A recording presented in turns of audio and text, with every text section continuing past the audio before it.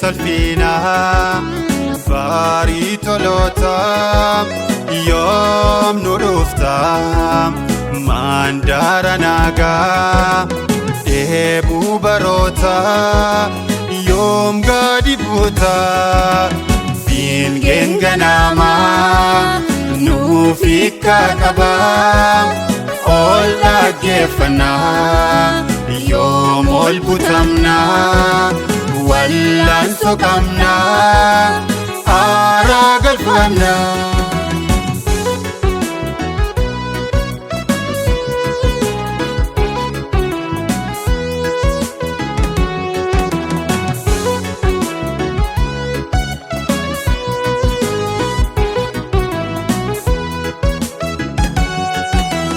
Garaan nun boqotu yaannee guyyaa sanaa madaanu dhaatuuf qulqullee iyyinaa daawwaa biraan qabu dhukkubbiin barootaa jarraa mul'achuu kee qofa Yesuus maranaata duumee salphinaa farii toloota yoom nu dhufta mandara nagaa deebuu baroota yoom gadi buuta fiingeen ganamaa nuuf hiika qaba ol dhaggeeffannaa yoom ol butamnaa wallaan soqamnaa aaraa galfannaa.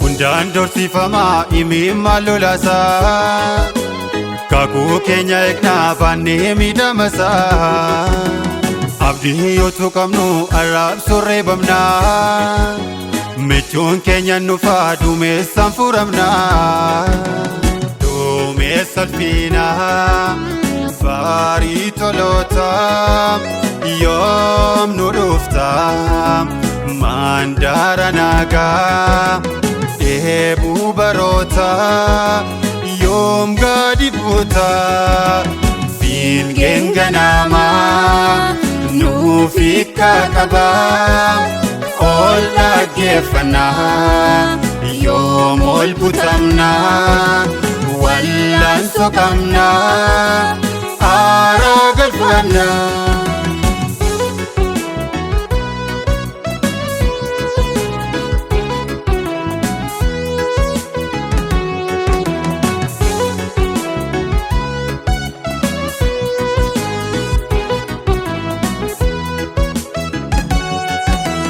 Jidhaatuma seenee boquun lafa laalaa gogiin rukutamnee cephoon nutti caalaa finiinaadhaaf sirbaa dacheen masaanotaa furii yebboo keenya miixuu keenya beektaa duumee salphinaa farii toloota yoom nu dhufta mandara nagaa deebuu baroota yoom gadi buuta fiingeen ganamaa nuuf hiika qaba ol dhaggeeffannaa yoom ol butamnaa wallaan soqamnaa aaraa galfannaa.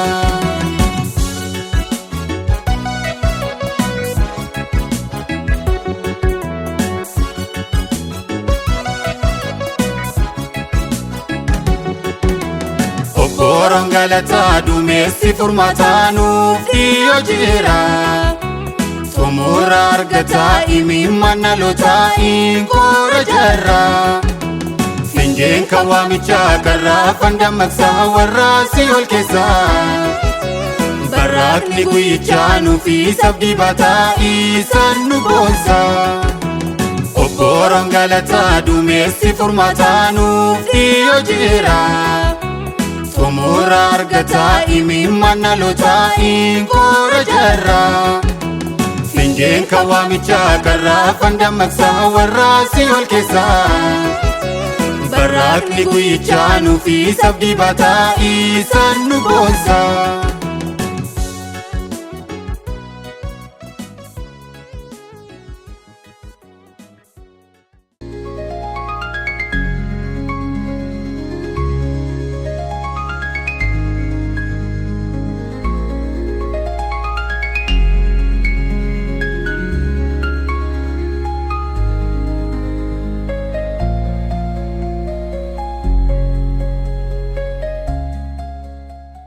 Kabajamtoota daawwattoota sagantaa Hope Channel Ethiopia nagaan gooftaa keenya fayyisaa keenya Yesuus Kiristoos bakka isin jirtanitti sinaa qaqqabu jechuu jaallanna. Egaa guyyaa irraas immoo akkuma baratamee sagantaa kitaabni qulqulluun maal jedha jedhu torbaniin yeroo kana isiniif qabannee dhiyaannuun egaa gaaffilee garaagaraa isin gara Hope Channel Ethiopia miidiyaa keenyatti nuuf ergitaniin qabannee qindeeffannee kanarratti macaafni qulqulluun maal jedha kan jedhuun isiniif dhiyaanneerra.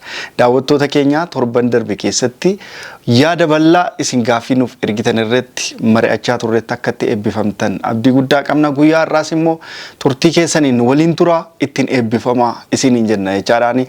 Guyyaa irraas dabalataan luba Dr. Tamasgeen Bultii waliin isiniif dhiyaanneerra.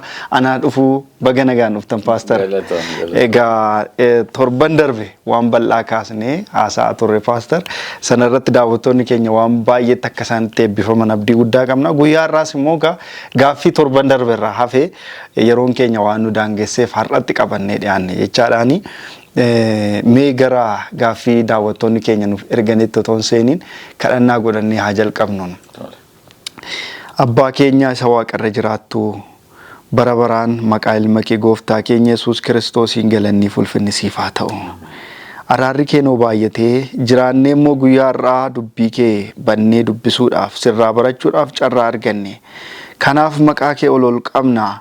Gooftaa nu jiraachiste daawwattoonni keenya illee bakkee garaagaraa ta'anii sagantaa kana hordofan waan isaan gargaarteef bara baraan ati ulfaadhu. Gooftaa Yesuus yeroo kana si kadhannaa akka waadaa nuuf galte sanatti nu gidduutti argamtee Gooftaa Yesuus dubbii keetiin jireenya keenyatti akkati dubbattu fedha kee haa ta'u.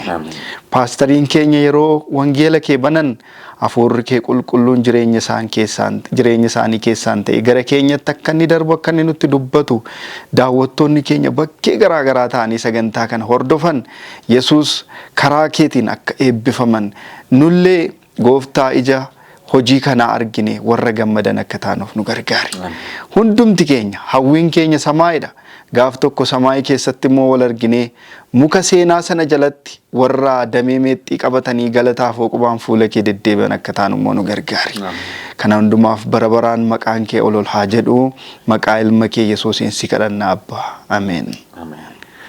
Ameen. Pastor egaa guyyaa irraa gaaffii daawwattoonni keenya nuuf erganitti yeroo dabarru daawwataan keenya Gammachuu Tolasaa jedhanii godina Horroo Guduruu Wallaggaa Fincaarraa yookaan inni har'ammoo nuuf ergee obbo Gammachuu Tolasaa Gaaffii inni nuuf erge asitti gaa qorannoo yeroo dheeraa torban noota darbanii keessatti waan hordofaa tureef sanarratti hundaa'etu kan inni gaaffii nuuf erge jechaadhaani.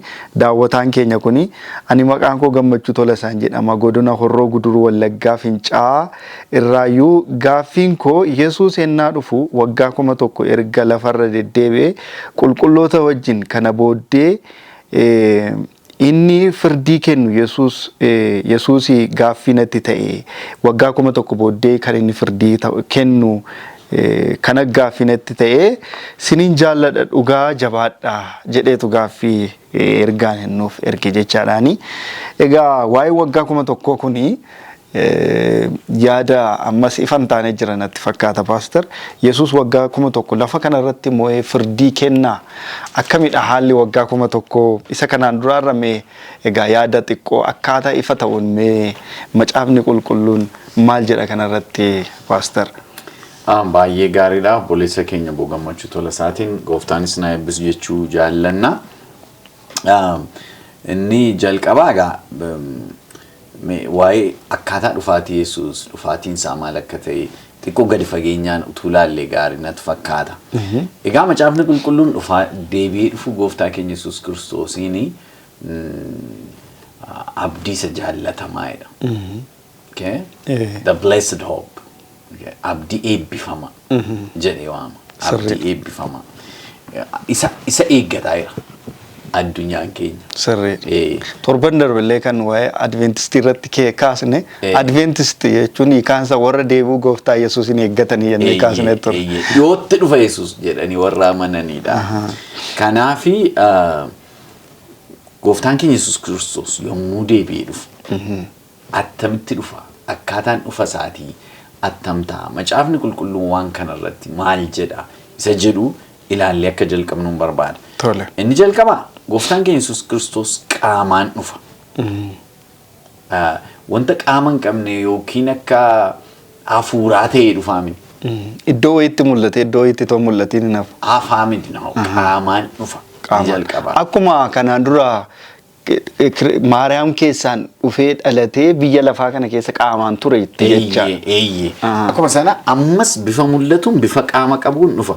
Hojii ergamoota Boqonnaa 1:11 irratti maal jedhanii deebisanii maal jedhe deebise ergamaan warra Galiilaa gooftaan keenya Yesuus Kiristoos yommuu biraa ol butame jechuudha. Dhaabatanii achi ol ilaalaa turan bartoonni isaa. Mee waan inni ittiin jedhe nu dubbise hojii ergamoota Boqonnaa 1:11 irraa. Akkas jedha hojii ergamoota Boqonnaa 1:11 irraa. Isin namoota Galiilaa maaliif dhaabattanii Waaqa keessa ilaalaa jirtu? Yesuus inni isin biraa gara Waaqaatti ol fudhatame kun akkuma amma itti gara Waaqaa dhaquu isaa argitan kanatti immoo deebi'ee in dhufaa jedheeniin jedhaan. Sirriidha. Egaa maaliif dhaabattanii gara samiitti ol ilaaltu?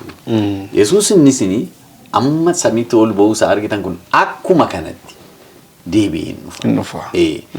Bifa qaama qabuun in dhufaadha. Gooftaan keenya Yesuus Kiristoos yommuu dhufu. Inni lammataan mul'inaan dhufa. Dhokatee in dhufu. Mul'inaan dhufa. Mul'ata Boqonnaa 1:7 irratti sagalee Waaqayyoo waan jedhume haa ilaallu. Mul'ata Yohaannis Boqonnaa 1:7. Mul'ata Yohaannis Boqonnaa 1:7 irraa kunoo inni duumessa wajjin dhufuuf jira. Ijji hundinuus isa ilaaluuf jiru. Warri isa waraananis immoo isa arguuf jiru. Gosi nama lafa irraa hundinuu isaaf in wawwaatu. Eeyyee akkasuma in ta'a jedhaan. Eeyyee galatoom. Kanaaf kunoo inni duumessaa wajjin dhufuuf jira. Gaafa dhufu duumessaan dhufa.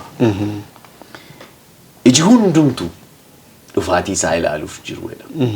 Kanaafuu dhufaatiin gooftaa keenya Yesuus Kiristoos dhufaatii mul'inatti ta'uudha. Malee dhoksaatti nama dhuunfaattiif kan ta'u yookiin iddoo tokkotti kan ta'u iddoo kan biraatti kan hin argamne miti. Iddoo hundumaatti mul'inaan argama. Worldwide guutummaa addunyaa kan ilaallatu. Nama hundumaa biyya lafaa kanarra namni jiru hundinuu isa argaa jira. Isa arga. Yeroo tokkotti. Yeroo sana jechuudha. Wangeela Maatewos boqonnaa 24 irra immoo yoo nu dubbifte lakkoofsa 29-31tti enu ilaali. 24 lakkoofsa 29-31tti. 29-31tti akkas jedha. Yesuus itti dabalee rakkina guyyoota sanaa booddee achumaan biiftuun in dukkanoofti. Jiinis ifa ishee hin laattu. Urjoonni waaqarraa hin harca'u. Humnoonni bantii waaqaas hin raafamu. Yommus milikkitni ilma namaa waaqa keessatti mul'ata. Yeroo sanatti sabni biyya lafaa hundinuu boo'uuf jiru. Ilmi namaa immoo duumessoota waaqa irraa humnaa fi ulfina guddaadhaan dhufuu isaa arguuf jiru jedhaan. Argita? Yeroo gooftaan keenya Yesuus Kiristoos dhufu warri biyya lafaa akka jiranitti hin wawwaatu, hin sodaatu, hin na'u. Iji hundumtu warri lafarra jiranii isa arguuf jiru jedha sagalee Waaqayyoo. Yommuu dubbatu. 31 irraa inni ergamoota isaa waaqa irraa sagalee malakata guddaa wajjin in erga. Isaan immoo warra Waaqayyoof fo'aman qixa arfanii andaara bantii waaqaa gar tokko hamma gara isa kaanitti walitti hin qabu jedheedhaan. Ergamoonni dhufu warra kaan walitti hin qabu. Inni duumessaan dhufee qilleensarra tura jechuudha. Duumessaan dhufee gooftaan keenya Yesuus Kiristoos qilleensarra tura. Yeroo sana ergamoonni dhufanii warra du'aa kaaniif warra lubbuun jiran qulqulloota in sassaabu jechuudha. Dhufaatiin isaa kan biraan egaa guutummaa biyya lafaa irratti ni lammaffaan hin dhaga'ama. Sagalee dhaga'amuun dhufa gooftaan Yesuus. Sagalee guddaa dhaga'ama. Sagalee guddaa dhaga'ama. Mee Tasalonqeessa duraa boqonnaa 4 haa ilaallu.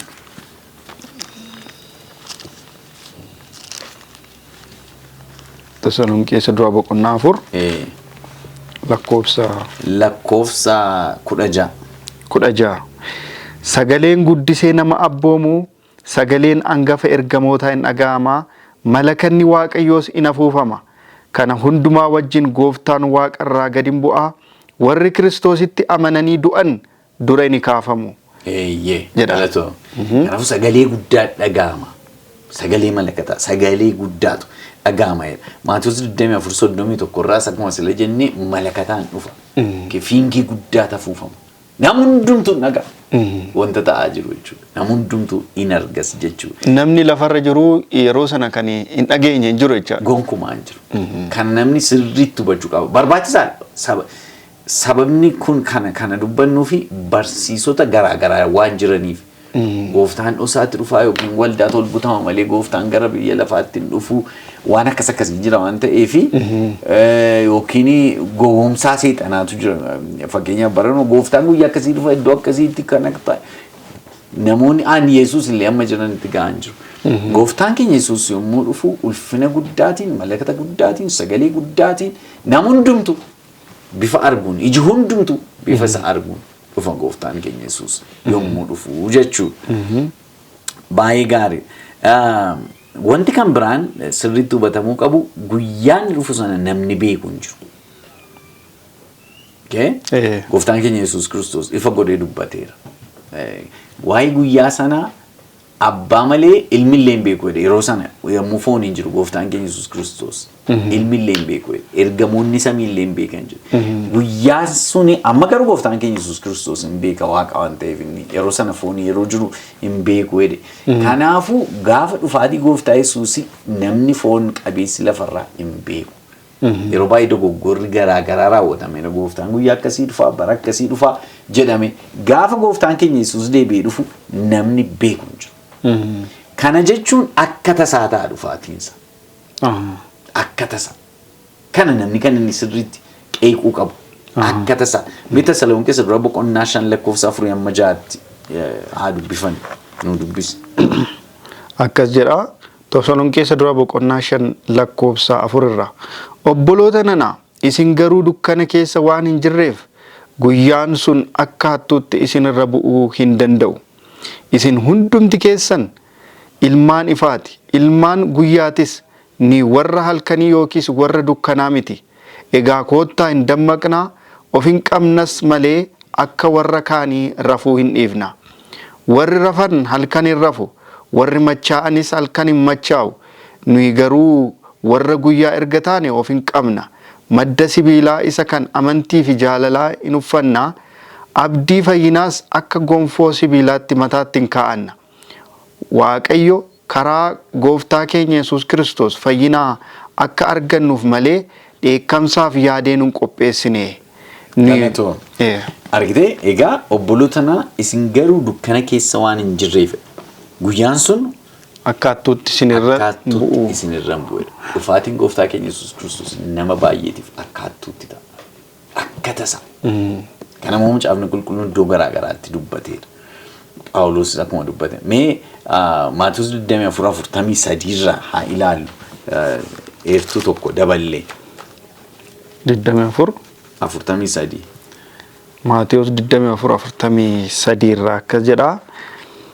Abbaan manaa halkan keessa yeroo hattuun itti dhufu utuu beeke hin dammaqa. Mana isaas hin qochisiisu ture. Kanaaf immoo yaadadhaa. Kanaaf isinis immoo qophaa'oo ta'a.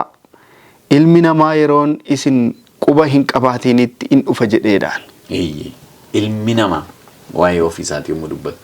Yeroo isin quba hin qabaatinitti, yeroo isin hin beeknetti hin dhufa. Kanaaf qophaa ta'a. Yeroo hundumaa dammaqa qophaatii ta'a. Kanaaf dhufaatiin gooftaa keenya Yesuus Kiristoos akka tasaa ta'a. Namni yeroo isaa beeku hin jiru. Ulfina guddaatiin dhufammoo jedha kan si ajaa'ibu. Dhufaatiinsaa calluma hidhee akka yeroo duraa dhoksaatiin dhufe miti. Amma ulfina guddaatiin dhufe jedha. Biyyi lafaa kun hin sochootichaadha yeroo. Hin sochooti. Mee Maatewos 10:67 nu dubbisi ani immoo Mul'ata 19:11 jalqabeen dubbisa. Maatewos 10:27 akkas jedha. Ilmi namaa ulfina abbaa isaatiin ergamoota isaa wajjin dhufuuf jira. Yommus adduma addaan akka hojii isaaniititti gatii isaa hin kennaaf. Ilmi namaa ergamoota isaa wajjin dhufuuf jira. Yommus adduma addaan akka hojii isaaniititti gatii isaanii hin kennaaf jedha. Gooftaan keenya Yesuus Kiristoos gaafa sana ergamoota isaa wajjin dhufa. Ergamoonni isaa isa marsanii fiingee afuufa galata guddaatiin dhufu jechuudha. Mul'ata Yohaannis 19:11 jalqabee immoo waan inni jedhuun dubbisuu barbaada. Akkas jedha. Kana booddee ilaaleen bantii Waaqaa banamee farda adii tokkos nan argee inni fardicharra taa'ee maqaansaa amanamaa dhugaasin jedhama. Firdiitti lolattis qajeelummaadhaan hin hojjeta. Iji isaa akka barbadaa abiddaati. Mataa isaarraa waan akka gonfoo baay'eetu jira. Maqaan isaarrattis caafamee jiru tokko qaba. Garuu isuma malee namni tokko illee hin beeku. Uffata dhiigaan cuubame tokko ni uffata. Maqaan isaas Sagalee Waaqayyoo jedhame. Loltoonni Waaqa keessaa immoo uffata qaccee talbaa adii fi qulqullaa uffatanii fardeen adadiirra taa'anii isa duukaan bu'an. Afaan isaa keessaa billaa qaramaa isan ittiin saba Waaqayyoo warran ta'in rukututu ba'e. Inni ofii isaatii saba sana siiqqee sibiilaatiin hin tiksaa. Inni ofii isaatii iddoo cuunfaa wayinii dheekkamsa sodaachisaa isa kan Waaqayyoo hundumaa danda'u dhidhiituuf jira. Uffata isaa irratti gudeeda isaa irrattis maqaan mootii moototaa gooftaa gooftotaa jedhu caafamee jira. Gaafa sana gooftaan keenya Yesuus Kiristoos ergamoota isaa wajjin ulfina guddaatiin dhufa jedhee dubbata Sagalee Waaqayyoo jechuudha. Kanaafuu dhufaatiin gooftaa keenya Yesuus Kiristoos dhufaatii ulfinaati, dhufaatii mul'ataadha, dhufaatii dhaga'amuudha. Guyyaa isaa garuu hin beeknu. Gaafa dhufu garuu qilleensarra tura malee miilli isaa lafa hin jedhu. Dhufaatii isaa lammaffaa irratti miilli isaa lafa hin jedhu. Obboleessi keenya obbo Gammachuu tola isaa gaafa isaan nu gaafatanii waggaa 1,000 lafa kanarra turaa'e isa jedhuuf kun deebiidha. Gooftaan keenya Yesuus Kiristoos yommuu dhufu Tasaloniqee Duraa Boqonnaa 4:17 irratti akkuma seles immoo Wangeela Maatewos Boqonnaa 24 keessatti dubbifanne ol butamu ergamoota isaan ergaa isaan in sassaabu qulqulloota jedhamini. Ammas immoo Tasaloniqe dura boqonnaa 4:17 immoo meenuu dubbisime. Kana booddee nuyi warri utuu hin du'in hafne immoo isaanuma wajjin qilleensa keessa gooftaa simachuudhaaf duumessa keessa ol hin butamna. Ergasii yeroo hundumaa gooftaa bira hin jiraanna. Jedhaan. Duumessa keessa qilleensa keessa warra du'aa ka'anii wajjin nuyi ol butamna. Amma ol butamuun kun amma yeroo baay'ee iddoo kanatti qabxii kana paastor akka jabeessitan kan hin barbaade. Ol butamuun kun dhoksaatti kan waldaan ol butamti kan jedhanii barsiisan jiru. Iddoo kana wajjin amma barsiisni dhoksaatti ol butamuu kun hin faallessuure. Dogoggora dhoksaatti ol butamti wanti jedhu waldaan kiristaanaa waan akkasiin jedhu. Jalqaba maal jedhu namoonni baay'een waldaan kiristaanaa dhiphina isa bara dhumaa utuu hin argin ol butamti jedha. Garuu macaafa mul'ataa sirriitti namni qo'ate boqonnaa 6 namni qo'ate. Waa'ee mallattoowwan waa'ee dha'icha dhumaa namni qo'ate kiristaanonni yookiin sabni waaqayyoo ari'annaa guddaa rakkina guddaa gidiraa guddaa keessa akka darbanidha kan inni agarsiisu. Malee waldaan kiristaanaa erga ol butamte booddee warra kaan irratti bu'aa no waan akkasiin jiru macaafa qulqulluu keessa. Hamma dhumaatti kan dhaabatan isaan hin fayyu jedha. Kan galateeffamanidha. Sirrii. Macaafa achuma keessaayyuu paastor. Yohaannis samii keessatti tuuta soonaan baay'een argee isaan kun eessaa dhufanii jedhee gaafateedha. Mul'ata boqonnaa 7 keessatti. Isaan kun warra rakkina guddaa keessa darbanii uffata isaanii dhiiga hoolichaatiin miiccatanii addeeffatanidha kan jedhu deebiin argadheedha achuma keessa. Sirrii. Kanaafuu sabni waaqayyoo gidiraa baay'ee keessa darbu garuu waaqayyo isaanii wajjin jira. Bara dhumaatti gidiraa qorumsi jabaatu dhufa biyya lafaarratti. Akka sagalee waaqayyoo dubbatutti. Kiristaanonni qoramu kiristaanonni ari'atamu gaaffii hin qabu. Garuu waaqayyo isaanii wajjin jira. Kiristaanonni hamma amantii isaaniitiif jedhan du'anitti hamma rakkatanitti hamma gubatanitti akkuma kanaan dura ta'aa ture hin ta'a. Bineensichi ni jedhame suni warra sagalee waaqayyootti jabaatanii dhaabbatan isaaniin morma isaaniin lola sun hin ta'a bara dhumaarratti gaaffii hin qabu. Kanaafuu waldaan qofaatti ol butamti wanti jedhamu hin jiru. Sababiin isaa Tasaloniqe dura amma nu dubbifte sana keessatti sagalee guddaatiin sagalee malakataa afuufamaa. Miti wanta dhokasaatti ta'u yookiin utuu namni hin argin ta'u wanta tokko iyyuu hin jiru jechuudha. Sirrii. Gaariidha. Egaa gooftaan keenya Yesuus Kiristoos ulfina guddaatiin yommuu dhufu kana qilleensarra taa'eetu warri lubbuun jiranii hin jijjiiramu warri du'anii du'aa kaafamu warri qulqulloonni gara samiitti ol ba'u jechuudha. Inni egaa du'aa ka'uu inni jalqabaa suni du'aa ka'uu isa jalqabaa jedhama. The first resurrection. Du'aa ka'uu jalqabaa. Innis du'aa ka'uu jireenyaa jedhama caafni qulqulluun. Du'aa ka'uu isa jalqabaa. Amma gaafa Kiristoos dhufu kana warri du'aa ka'an isaan du'aa ka'uu isa jalqabaati jechaadha. Du'aa ka'uu isa jalqabaa. Resurrection of life. Wangeela Yohaannis boqonnaa 5:28-29 haa ilaallume. Tole. Wangeela Yohaannis boqonnaa 5:28 irraa akkas jedha. Waa'ee kanaaf hin dinqifatinaa warri du'anii awwaalaman sagalee isaa yeroon itti dhaga'an in dhufa. Isaan awwaala keessaa in ba'u. Warri waan gaarii hojjetan jireenya argachuudhaaf in ka'u. Warri waan hamaa hojjetan immoo firdiitti dhi'aachuudhaaf in ka'u jedhee jedhaan. Argita? Warri waan gaarii hojjetan jireenyaaf in ka'u. Inni maal jedhama? Du'aa ka'uu isa jalqaba. Isa jalqaba yookiin du'aa ka'uu jireenyaa jedhama. Warra jireenyaaf ka'an jechuudha. Amma iddoo kanatti du'aa ka'uu lama yeroo tokkicha kaaseera. Yeroo tokkicha kaase garuu yeroo garaagaraa akka inni geggeeffamu booddee in argina. Du'aa ka'uu isa jalqabaatti warra qajeelotatu ka'a. Warra jireenya bara baraa argatan isaantu ka'a. In ilaalla gara boodaatti. Hojii ergamoota boqonnaa 24:15 irrattis du'aa ka'uu lama akka jiru hin dubbata. Du'aa ka'uu qajeelotaatiif akkan ga'u nan abdadha jedha Phaawulos. Du'aa ka'uu lama akka jiru. Mul'ata boqonnaa 20 irratti immoo lakkoofsa 4-6 isa jiru mee haa ilaalu. Mul'ata 20 4-6 Kana booddees teessotaa fi warra firdii kennuun isaaniif kenname teessota sanaa irra taa'an nan arge. Akkasumas immoo lubbuu warra isa Yesuus dhugaa ba'etti dubbii Waaqayyoottis jabaachuu isaaniitiif mormatti kukkutamanii warra bineensichaaf fakkeenya isaatiif hin sagadin gubaa isaas adda isaaniif harka isaaniitti hin fudhatinii nan arge. Isaan deebi'anii jiraatanii waggaa 1,000 Kiristoos wajjin mo'uuf in mo'an. Kun du'aa ka'uu isa duraati. Warra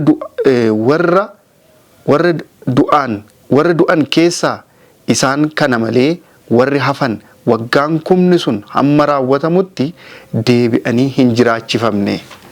Galatoo argite du'aa ka'uun lama akka jiru clearly amma ifa godhee dubbata bakka kanatti. Maal jedha kana booddee teessota argee akkasumas warra Waaqayyootiif jedhanii mormi isaanii amma kutamutti ga'e argite qorumsa sadhumaa. Bifa bineensichaaf hin sagannu warri jedhan dhumarratti ari'annaa guddaan akka isaan irra ga'u sagalee Waaqayyoo sirriitti dubbata. Keessumaa boqonnaa 13 irratti mul'ata keessatti. Iddoo kanatti maal jedhee dubbate warra bineensichaaf fakkeenya isaatiif hin sagadin gubaa isaas adda isaaniitiif harka isaaniitti hin fudhatin nan argeedha. Warri suni isaan jedhaga isaan deebi'anii jiraachifamani. Waggaa 1,000fis Kiristoosii wajjin in mo'an jedha. Qulqullootatu waggaa 1,000f Kiristoosii wajjin maal ta'u? Mo'a jechuudha. Hammasitti booddeen argina hammasitti seexanni hidhaa tura jedha sagalee Waaqayyoo. Sirriidha. Waggaan 1,000 sun amma raawwatutti. Egaa gara sanatti waan dhufnuu fi maal jedhaa irra kuni du'aa ka'uu isa jalqabaati. Warri kaan garuu lakkoofsa 5 irratti kun du'aa ka'uu isa duraati. Du'aa ka'uu isa duraa. Du'aa ka'uun lama akka jiru sirriitti beekuun barbaachisaadha. Du'aa ka'uu isa duraa yookiin du'aa ka'uu jireenyaa. Mul'ata boqonnaa 20 lakkoofsa 5 irraa. Akkasumas wangeela Yohaannis boqonnaa 5 lakkoofsa 28-29 namni dubbifate du'aa ka'uu jireenyaa, du'aa ka'uu murtoo kan jedhamu jira. Kanaafuu du'aa ka'uun ni jalqabaa kun du'aa ka'uu jireenyaati. Sababiin isaa warri kun warra Yesuusiif jedhanii ari'annaa guddaa keessa darbanii du'anii ajjeefamanii amantii Yesuus irratti qabanii bifa fakkeenya bineensichaaf hin sagannu warra jedhan warri kun qulqulloota jechuudha akka walii galan. Qulqulloota. Du'aa ka'uu isa jalqabaa inni jedhamu isa kanaa jechuudha. Qorontoota duraa keessattis hin dubbata lakkoofsa boqonnaa 15 lakkoofsa 50 amma 53tti akka awwaalonni banamanii akka amma libsuu ijaatti jijjiiramna. Amma libsuu ijaatti. Foonni du'u kun isan duunee uffata jedhama. Amma libsuu ijaatti jijjiiramna. Ol butamu Yesuus Kiristoos hin qilleensa irratti simachuudhaaf jechuudha. Guyyaan sun maal akka inni ta'u yaada. Guyyaa eebbifama. Guyyaa addaa. Guyyaa barootaaf yaada. Uumamni hundinuu mul'achuu ilma Waaqayyoo abdiidhaan eeggachaa jira. Gaafa sana uumamni hundinuu eebuu ba'a. Galanni Waaqayyoof haa ta'u. So egaa kun egaa isaan ol butamanii maal ta'u waggaa 1,000 Yesuusii wajjin samiirra waliin jiraatu jechuudha. Warri du'aa ka'uu jalqabaa kana keessa kan duraa ka'anii lakkoofsa 6 irratti toontu muriin dabarfaa. Namni du'aa ka'uu isa duraa kana keessaa qooda qabu attam gammadaa. Attamis Waaqayyoof kan qulqullaa'edha. Akka isin amma yaada isin kaastanii warra qulqulloota isa isin warra qulqulloota. So nama hundumaa miti jechaadha warri du'aa ka'an. Isa jalqabaarratti. Isa jalqabaarratti. Hunda miti kan du'aa ka'an. Itti aansee maal jedhaa? Duuni lammaffaan warra akkasii irratti humna hin qabu. Isaanoo luboota Waaqayyoo luba Kiristoos ta'anii isa wajjin waggaa 1,000f mo'uuf jirudha. Luba Waaqayyoo ta'anii luboota Kiristoos ta'anii waggaa 1,000f mo'uuf jiru. Barri sun bara kumee san jennudha. Lafarratti mini kan isaan mo'an. Amma gaaffii daawwataan keenya obboleessi keenya gammachuu tola isaa kaasan irratti lafarratti moo isa sin jedheef sirriidha yaada sin kaasan. Lafarratti tun taane samiirratti moo maaliif booddee moo maal jedhaa samiirra Yerusaalem haaraan qulqullootaa wajjinutu isheen akka misirroo dhirsa isheetiif qophooftee utuu dhuftuun argee jedha. Kanaafuu waggaan 1,000 kuni samiirratu. warri Yesuus Kiristoos amanan qulqulloonni du'aa ka'uusa jalqabaatti warri carraa argatan jechuudha. Mo'ichi samiitti waggaa 1,000 malee as lafarratti miti jechaadha. Miti.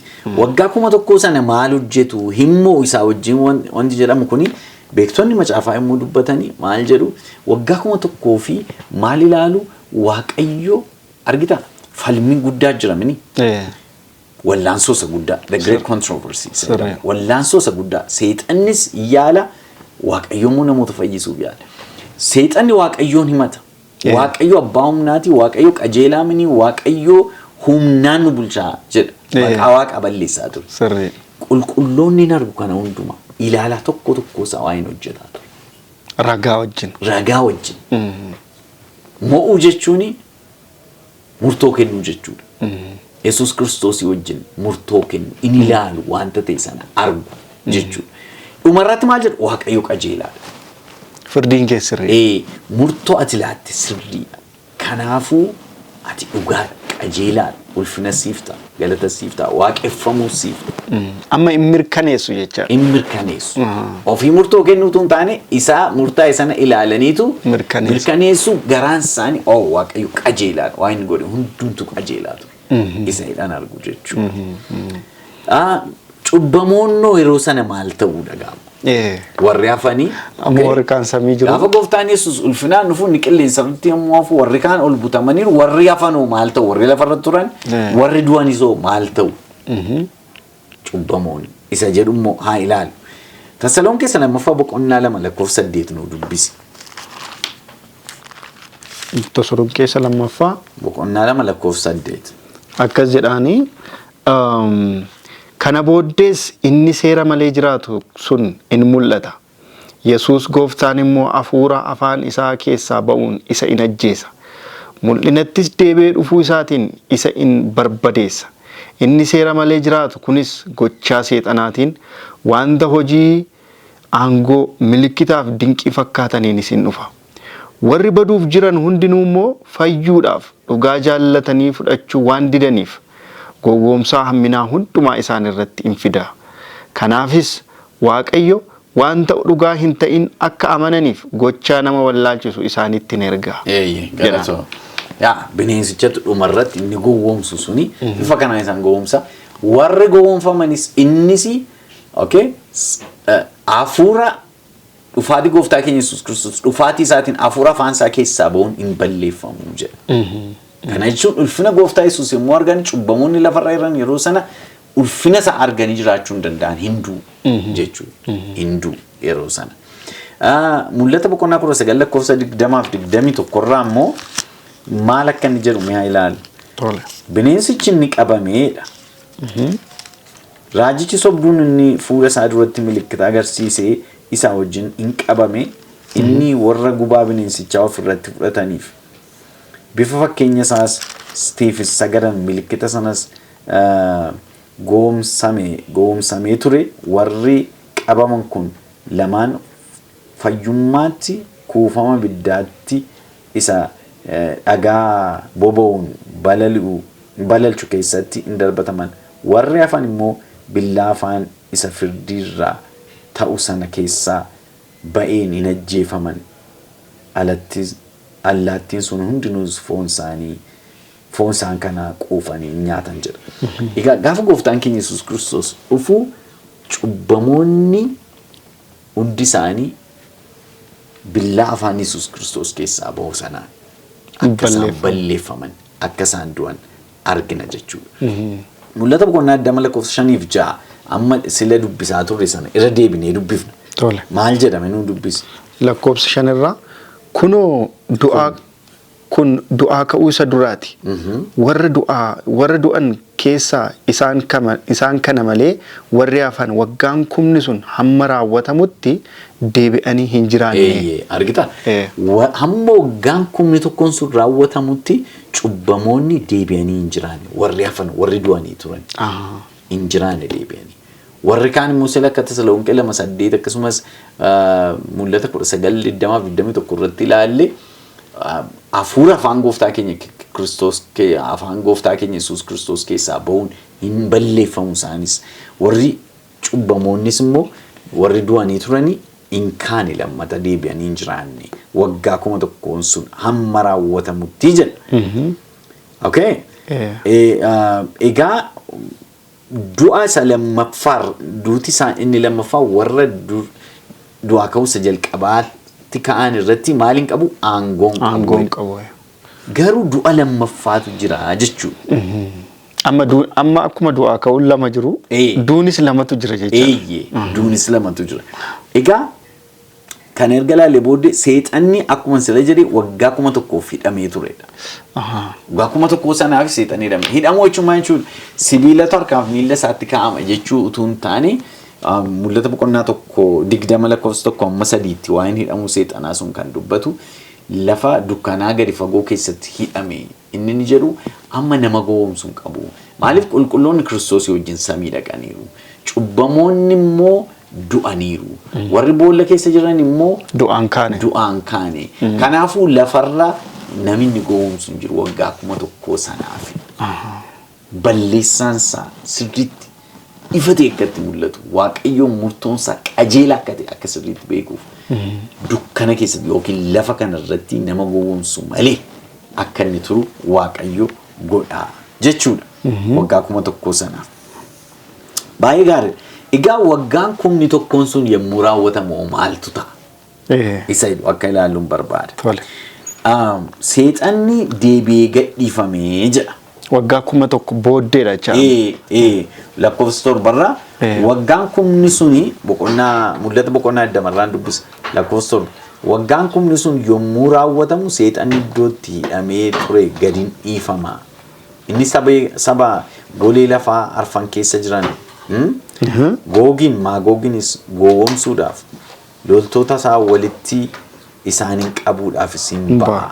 Lakkoofsi isaanis akka cirracha galaanaatiidha. Baay'ee namoota baay'ee. Du'aa ka'uu isa lammataa irratti.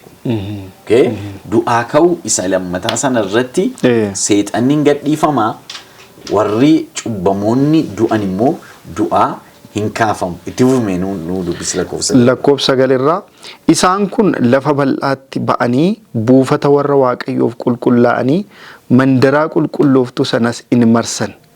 Garuu jedha abiddi Waaqa keessaa ba'ee isaan fixee.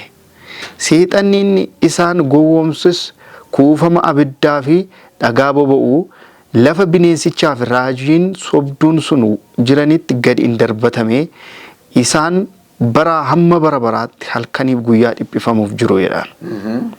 Lakkoofsa 11 irraa kana booddee teessoo adii guddaa tokkoo fi isa teessicharra taa'ee nan argee laftii fi waaqni fuula isaa duraa hin baqatan iddoonis isaaniif hin argamne warra du'anis xinnaa fi guddaan teessicha dura utuu dhaabbatanii nan arge macaafonni hin banaman.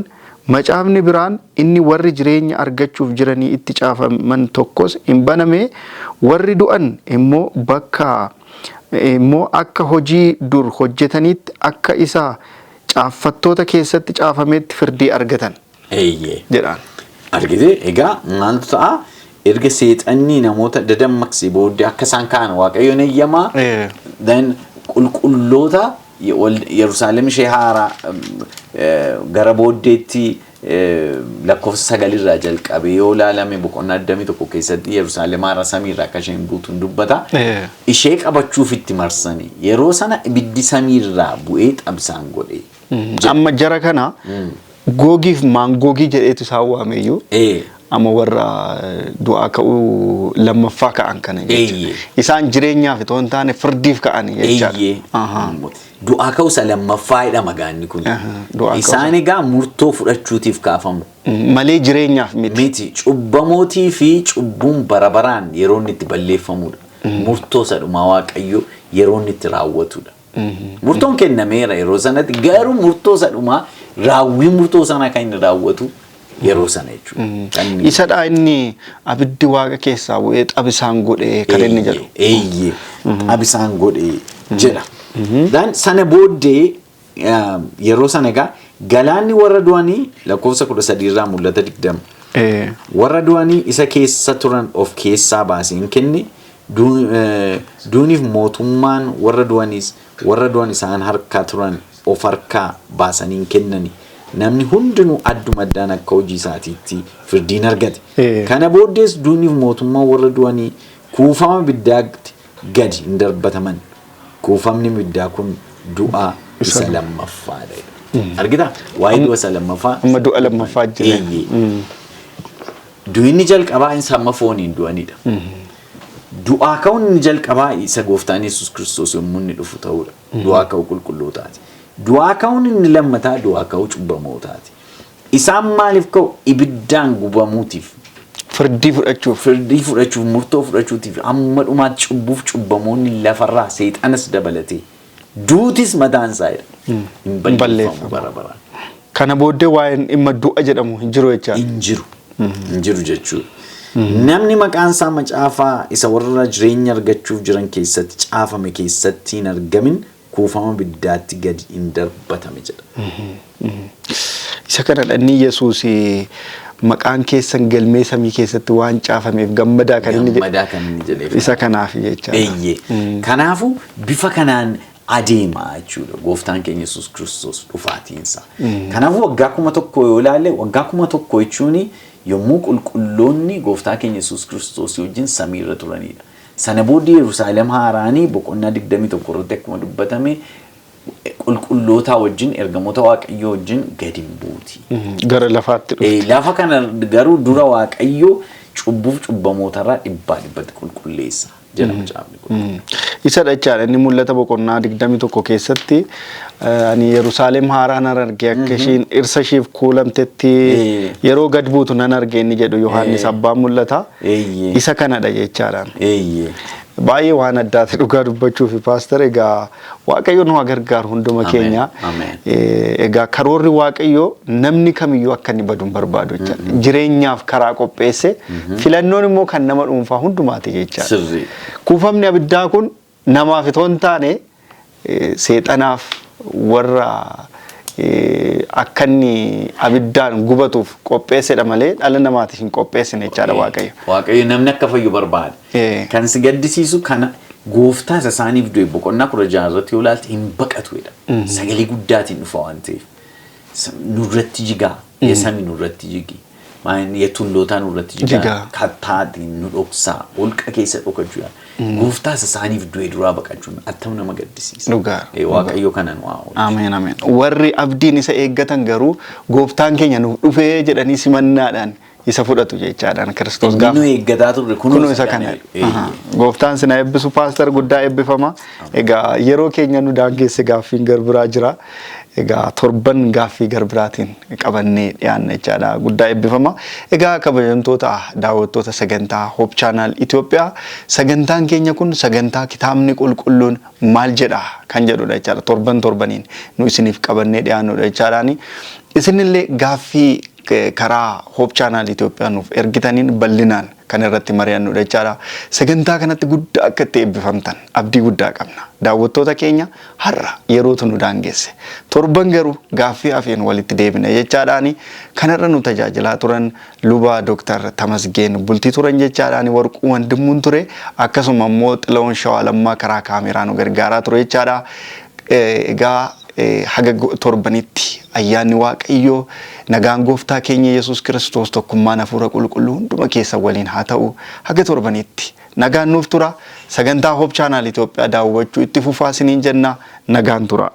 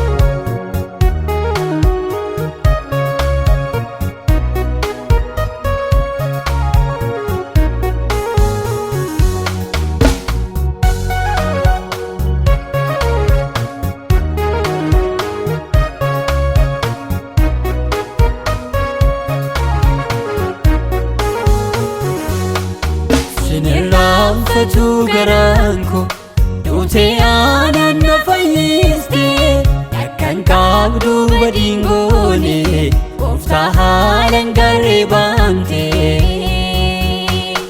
otoo ati naaf hin baafne ati cubbuu kooti sana eenyuun iyyuu yaadatamu situ naaf kennee boqonnaa turree kan naaf dhaabatu wabii lubbuu koo naaf taate yoomiyyuu sin irraanfadhu situ jireenya naaf laate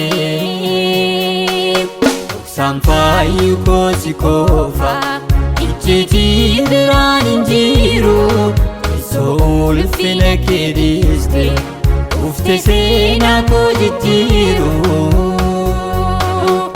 sanatti baasteen beeka raawwadhee ani sinniisu ati dhiiga naa bitaate fannoorratti ol baate Yesuus falmata lubbuu koo hundaana moosiste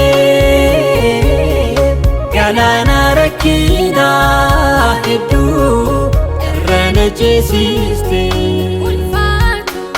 ulfaatu sanaatti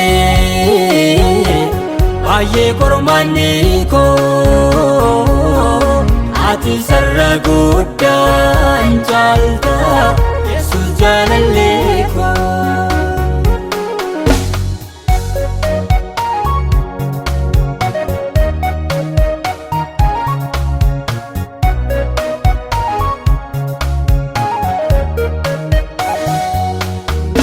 Ankoto situlfatu harka kee abbaatu ol qabdee fayyinaa koo mirkaneessu toofoodhaan gaggaadugdee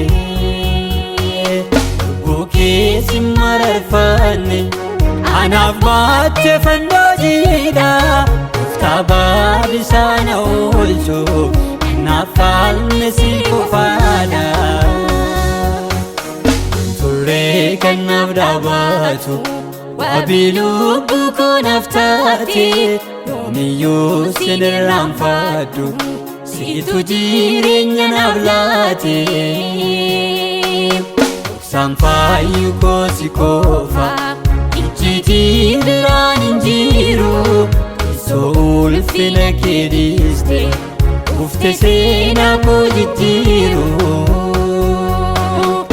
sanatti baasteen beeka raawwadhee ani sinniisu ati dhiiga naa bitaate fannoorratti ol baate Yesuus falmata lubbuu koo hundaana moosiste galaana rakkinaa hedduu irra na ceesiste ulfaatu sanaatti baay'ee qormaanni koo ati sarara guddaan caalta Yesuus jaalallee koo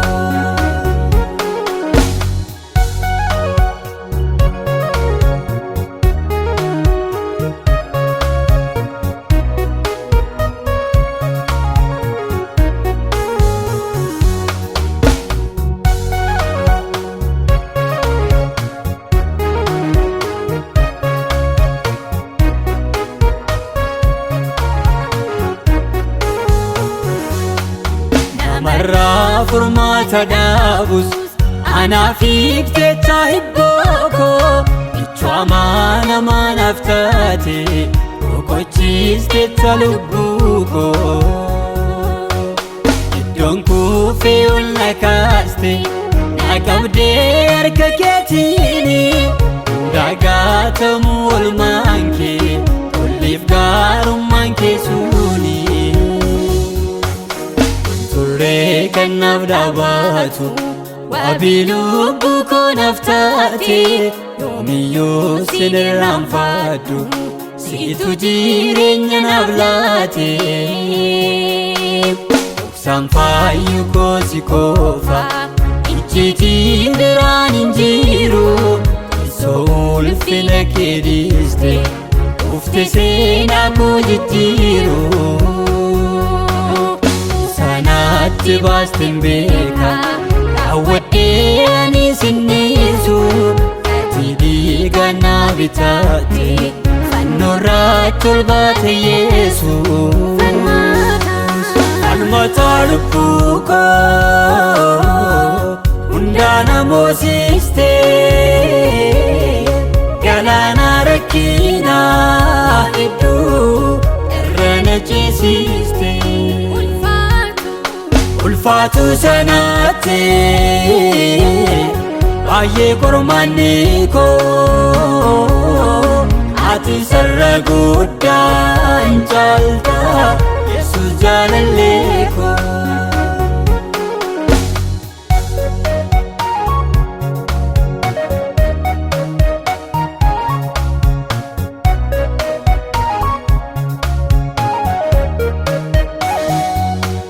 Jaalala dhugaanaaf qabda Haalotaan hin gangeffamu Moofaa baarsaan irraa baaste Nagaan kee naaf ajajamu Yatamuus bowwaa duwwaatti Dukkanaa koo naaf ibsite Eeboo gaaraa kootii beekta Daliilaa naaf dhangalaaste Turree kan naaf dhaabatu Waabii lubbuu koo naaf taate Yoomiyyuu sin irraanfadhu Siitu jireenya naaf laate Dhoksaan faayyuu koo si qofa Icciitii biraan hin jiru Isoo ulfina kee dhiiste Ufte seenaa koo jijjiiru